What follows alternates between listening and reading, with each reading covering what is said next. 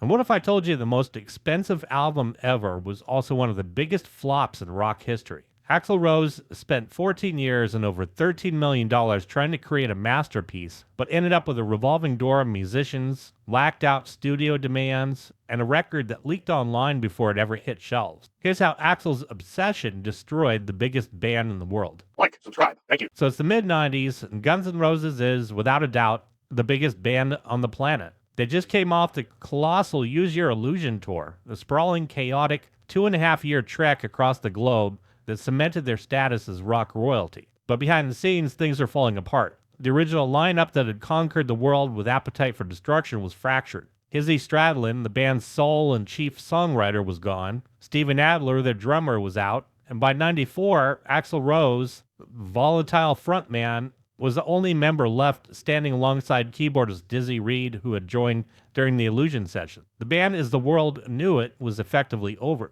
But Axl wasn't ready to let the name die. He had a vision, a grand, ambitious, and ultimately catastrophic vision for what Guns N' Roses would become. This is the story of Chinese Democracy, an album that took 14 years, more than $13 million, and an ever-changing cast of characters to create. And if ever there was a story of monumental waste, it would have been this album being the poster child for that. It all started in '94 when Axl, along with the remaining members, Slash, Duff McKagan, and Matt Sorum, entered the studio to begin work on a new album. But that creative chemistry that had produced classics like Welcome to the Jungle, November Rain, was gone. Axl's musical tastes were drifting towards industrial and electronic sounds, influenced by bands like Nine Inch Nails. Slash, a dyed-in-the-wool blues rock guitarist, was not having any of that shit, so he could cut that tension with a knife. Axl reportedly wanted Slash to play solos that sounded like they're from a different dimension, using all sorts of crazy effects and styles that were completely alien to him. And the breaking point came when Axl brought a childhood friend, Paul Huge Tobias, to play on a track. Slash saw this as a slap in the face, a sign that his role in the band was being undermined. And this Tobias guy was really like a rock in the shoe of the band members anyways. So Slash quit in '96, and Duff McKagan followed him right out the door a year later, frustrated with the lack of progress and Axl's increasingly erratic behavior. With the old guard gone, Axl was finally free to build his new Guns N' Roses from the ground up. He was the king of his own isolated castle, and he was about to embark on one of the most notoriously long and expensive recording sessions in music history. So with the old band gone, Axl starts assembling a new crew. He brings in Robin Fink from Nine Inch Nails on guitar, Tommy Stinson from The Replacements on the bass, and a powerhouse killer drummer named Josh Freese. And this new lineup, along with Dizzy Reed and multi-instrumentalist Chris Pittman, formed the core of the band that would spend the next several years trying to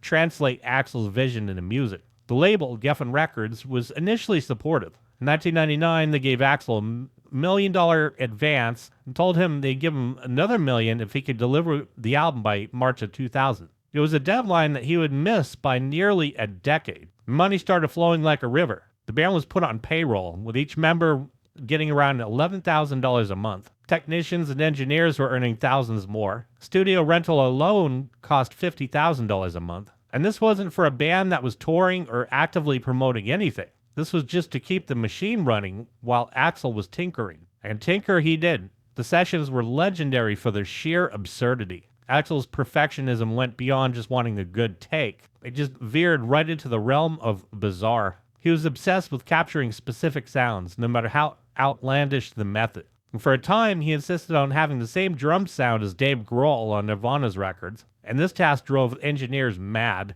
He'd have musicians record dozens, if not hundreds of takes for a single part, only to chuck all of them out. Then came the guitarist. After Robin Fink's initial tenure, Axl brought in one of the most wild, yet brilliant guitarists on the planet, Brian Carroll, better known as Buckethead. And yes, folks, I covered Buckethead in serious depth. Check that out. Buckethead's a performance artist as much as a musician, known for wearing that KFC bucket on his head and the blank white mask. To get him to join the band, Axl reportedly had a custom-built chicken coop constructed inside of the recording studio for him to record in. Story has it that it was also outfitted with chickens, because Buckethead was raised by chickens, as the story goes. And so, of course, these chickens would poop all over the place, but Buckethead did not want it to be cleaned up, because he wanted the vibe. And they also had to give Buckethead stacks of nudie magazines in order to keep him happy as well. On one day, basketball legend Shaquille O'Neal was filming a Taco Bell commercial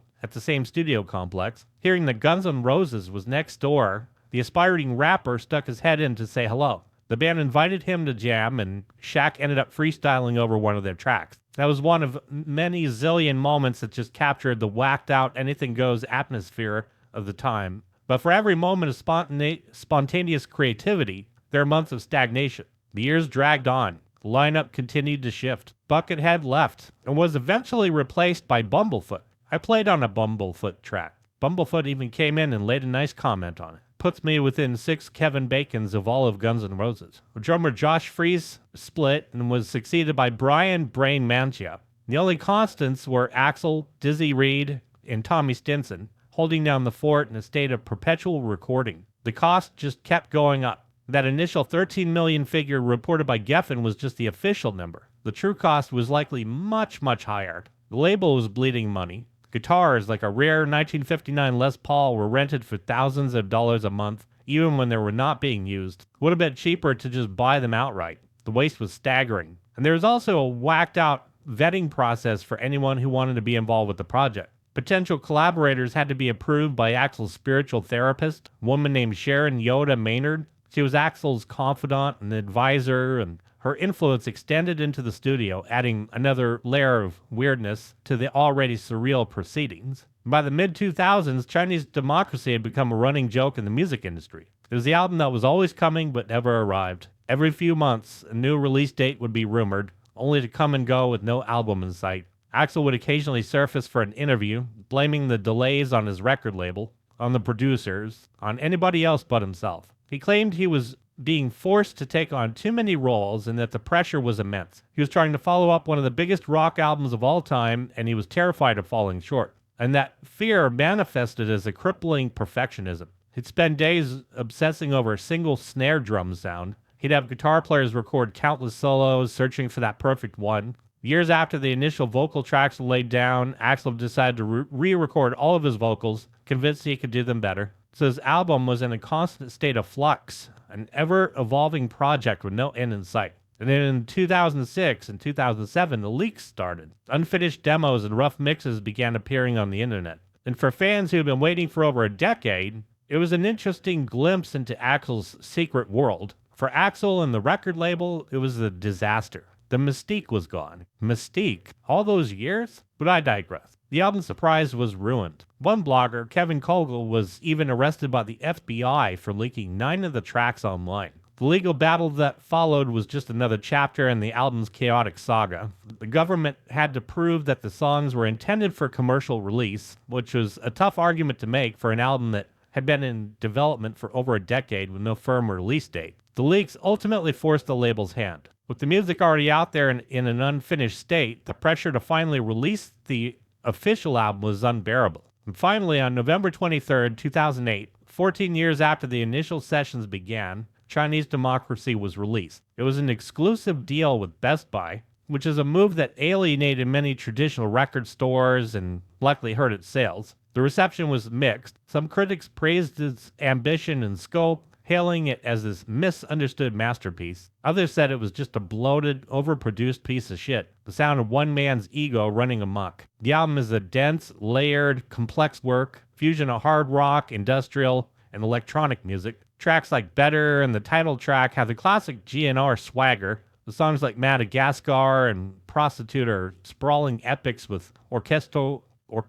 arrangements and a host of studio effects. The album sounds expensive. It sounds like it took a decade to make. But the question remained, was it worth the wait? And for many fans, hell no. The world had moved on. The rock landscape of 2008 was way different from that of 94. And the absence of Slash and Duff and the other original members was a sticking point for so many. It just wasn't the Guns N' Roses that they knew and loved. This was Axl's solo project masquerading under a legendary name. Commercially, the album was a disappointment. It debuted at number 3 on Billboard charts, but quickly fell off. After 14 years of hype and a budget that could fund a small country, disappointing was basically an understatement. It failed to produce a major hit single. and the tour that followed was plagued with all the same issues that had always haunted Axl. Tardiness, cancellations, onstage rants, typical shit. Axl just wanted to make his Sgt. Pepper's, his grand artistic statement. But in that quest for perfection, he lost sight of what made Guns N' Roses great in the first place. That immediacy and the rawness and the full-on energy of those 5 guys in the room just friggin' killing it. He built this fortress of sound, a meticulously crafted monument to his own genius, but forgot to leave the door open for all that spontaneity and everything that defines rock. But Chinese democracy stands as a sign to one man's unwavering and ultimately self-destructive vision. Smack that like, smack the subscribe button, join the family. To my subs, you freaking rock. Thank you so much, and thank you for watching.